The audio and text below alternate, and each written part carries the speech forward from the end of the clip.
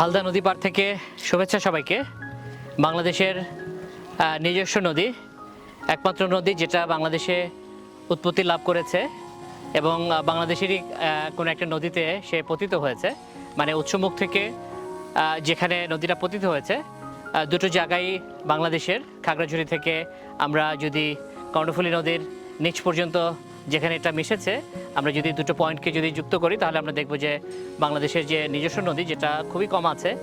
বাংলাদেশের নদীগুলো মূলত ভারত থেকে এবং কিছু নদী মায়ানমার থেকে প্রবেশ করেছে, কিন্তু নিজেদের যে নদী সেই নদীটা একটা মেজর নদী হলো আমাদের এই হালদা। এবং হালদা বিভিন্ন কারণে আমাদের কাছে অত্যন্ত প্রসিদ্ধ।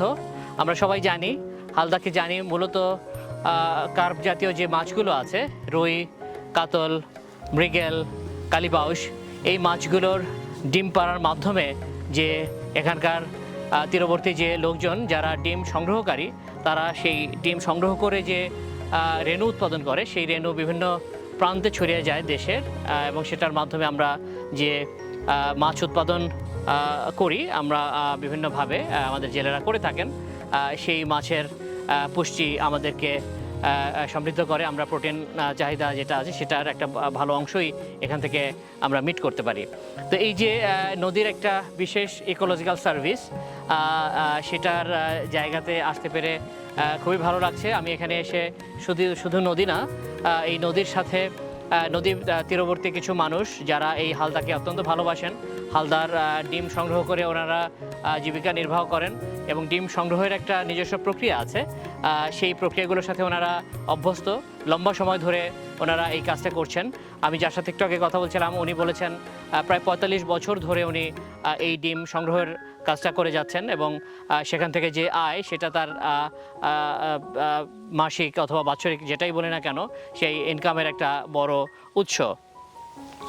এখানে যে জিনিসটা আসলে খুব গুরুত্ব বহন করে, যেটা জানানো দরকার, সেটা হলো যে এই যে ডিম পাড়ার যে গল্প বা যে ঘটনাটা বা যে প্রক্রিয়াটা, এটা আসলে খুব সহজ না বা খুব সিম্পল না। এটা যথেষ্ট কমপ্লিকেটেড একটা প্রসেস এবং অনেকগুলো প্রসেসের যে সম্মিলন অথবা ইন্টিগ্রেটেড ফ্যাশনে একটা বড় ধরনের একটা কমপ্লিকেটেড প্রসেসের যে জন্ম হয়, যেটা একটা পরিবেশ তৈরি করে ডিম ছাড়ার মতো করে।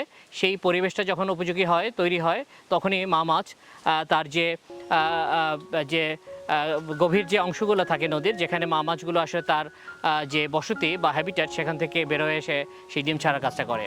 এখানে এই নদী শুধুমাত্র যে গুরুত্বপূর্ণ তা না, এর সাথে যে শাখা নদীগুলো আছে, নদীর যে উৎসমুখ আছে, নদীর যে ছড়াগুলো আছে, নদীর যে শাখা যে নদীগুলো আছে আশেপাশে অথবা খালগুলো আছে, যে ঝর্ণাগুলো আছে, সেই ঝর্ণা, নদী, খাল এবং আপস্ট্রিম থেকে নেমে আসা যে জলধারা, সেই যে কন্ডিশনটা তৈরি হয়, সেখানে যে প্রয়োজনীয় নদীর যে শক্তি লাগে যাতে করে নদী বয়ে আসতে পারে, সেটা তার যে আপস্ট্রিমের যে উচ্চতা আছে, সেই উচ্চতা থেকে এই নদী সেই গতিটা পেয়ে থাকে।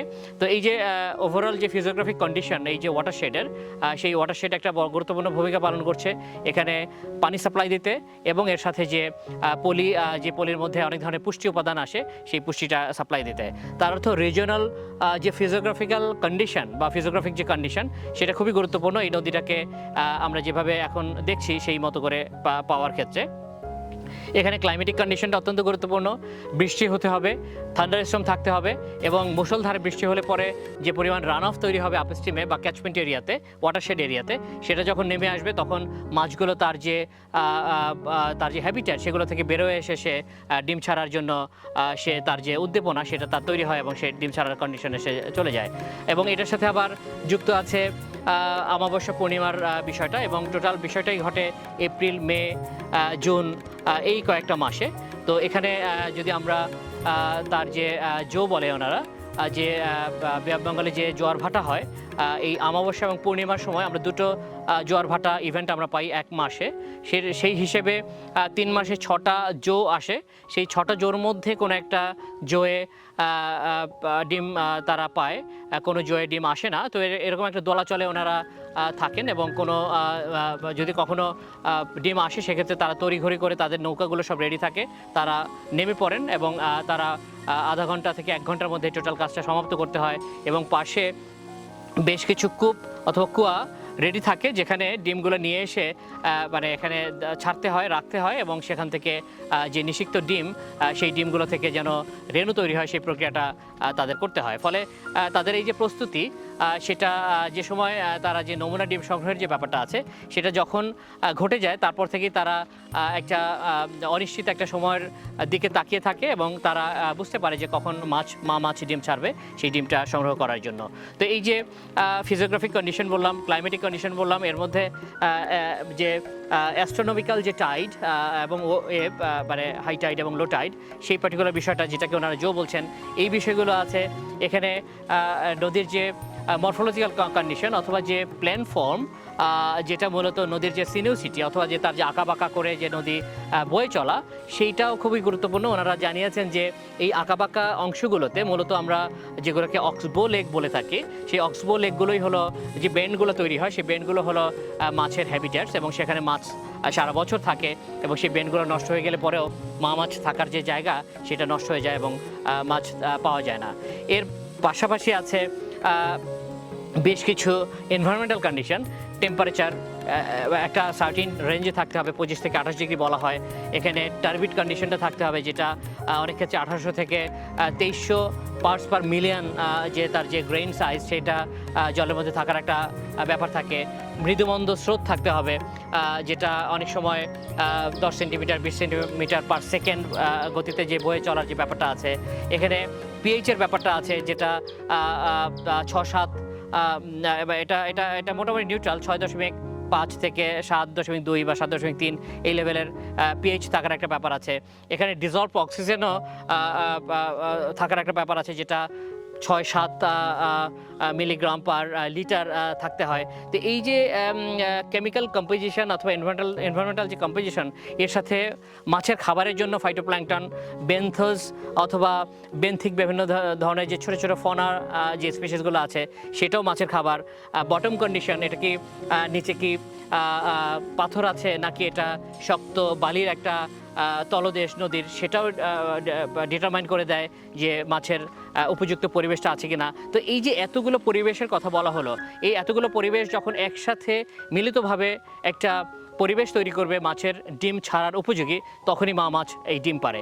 তো সুতরাং আমাদের বুঝতে হবে যে কোনো একটা বিষয়কে, কোনো একটা ডিমেনশনকে বাদ দিয়ে যদি আমরা শুধুমাত্র হালদা নদীকে প্রোটেকশনের জন্য যাই, আমরা যদি হালদা নদীর যে ডিম উৎপাদনের যে প্রক্রিয়াটা সেটা শুধুমাত্র যদি মাছকে বাঁচিয়ে রাখলেই অথবা নদীকে বাঁচিয়ে রাখলেই অথবা শুধুমাত্র নদীর যে মূল স্রোতটা সেটাকে বাঁচিয়ে রাখলে পরেই সেটা আমরা নিশ্চিত করতে পারবো, এই ধারণাটা আসলে ভুল। আমাদেরকে ইন্টিগ্রেটেড ফ্যাশনে এই নদীর যে দৈর্ঘ্য আছে, তার পাশে যে টোটাল যে ওয়াটারশেড আছে, এটার যে এনভায়রনমেন্টাল কন্ডিশন আছে, সেইগুলোকে নিশ্চিত করলে পরে যখন এর সাথে সাপোর্টিভ যে পরিবেশগুলো দরকার, সেটা ক্লাইমেটিক যে কন্ডিশন, বৃষ্টিপাত, থান্ডারস্টর্ম, সেই বিষয়গুলো ঘটবে এবং সেই ঘটার কোনো একটা জায়গাতে এসে সম্মিলিতভাবে সেই যে পরিবেশটা তৈরি হবে যেটা ডিম ছাড়ার জন্য অত্যন্ত উপযোগী। তো এরকম একটা ইকোলজিক্যালি ইম্পর্টেন্ট একটা নদীকে আমরা রক্ষা করব, এটাই প্রত্যাশা। এবং এটা হালদা পাড়ের যে মানুষজন আছেন এবং যে অর্গানাইজেশনগুলো এখানে কাজ করছেন তারা নিরন্তর চেষ্টা করে যাচ্ছেন এবং গবেষণার যে অত্যন্ত গুরুত্ব আছে সেটা লোকজন আমাদেরকে জানিয়েছেন, যারা ডিম সংগ্রহকারী, যারা জেলে এবং যারা এই নদীর ভালো চান, যারা মা মাছের মঙ্গল চান, তারা জানিয়েছেন এবং বলেছেন যে আসলে নদীর তলদেশে কতটুকু পলি জমেছে, নদীতে ঠিকমতো এই যে মাছের যে হ্যাবিটেটগুলো সেগুলো ঠিক আছে কিনা সেটা সোনার যন্ত্র নিয়ে আমাদেরকে জানতে হবে। পলি যদি পড়ে যায় সেক্ষেত্রে আপস্ট্রিমে যদি কোনো ইনফ্রাস্ট্রাকচার তৈরি হয় সেটা যেন আমরা ইনঅ্যাপ্রোপ্রিয়েট ওয়েতে অথবা খুব বিবেচনা না করে ফেলা যে ব্যাপার সেগুলো যেন না হয় এবং যে কোনো ধরনের আপস্ট্রিমে যে কোনো যদি অ্যাক্টিভিটি আমাদের করতে হয় সেটা যেন নদী পাড়ের লোকজনের সাথে আলোচনা করে করা হয়। সবাইকে ধন্যবাদ। হালদা পাড়ের এই গল্প আমি দৃশ্যমান একটা গল্প আমি বলছি এবং দেখছি। আপনারা ভালো থাকবেন। শুভেচ্ছা সবাইকে।